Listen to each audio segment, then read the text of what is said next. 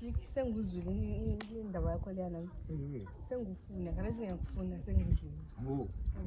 That's okay. No. Alivakala chiro ka hug. Akudala la uhlupha. Shamari ndi kamana unotadza kuonera unoluza mchato nazvo izvi. Kungela. Ubilo. Andizongibheki ngicave $10. $10. $10 ngifuna ukuyathenga kule outfit engiyibonileyo so one ngifuna uyayithenga. Oh. Saka uda $10 kwandiri. $10 kuphela 10 kuphela baby 10. Iwe atina kana 10 seconds wandivuma akutoda $10 kwandiri. Angithi nayo sa data baby. So kumele ungiphi imali angithi. Shamati ya data $10. Iwe atina kana nguwa kana wandivuma izvezvi wakutondikumbira mari. Saka ndatwane chikwereti chako here.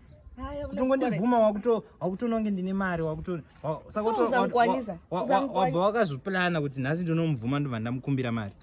Uzangikwanisa po ngicela $10 kana uthaulayo usicomplain you already complaining. Ini ndinakatozvibvunze kuti ndichazvikwanisa here because aungati wandivuma izvezvi wakutokumbira mari izvezvi. Shamari $10 nje kuphela. It's okay.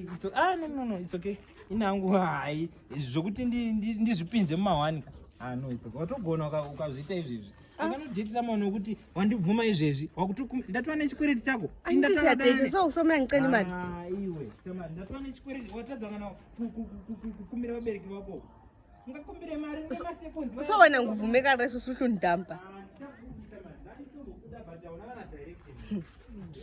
One ya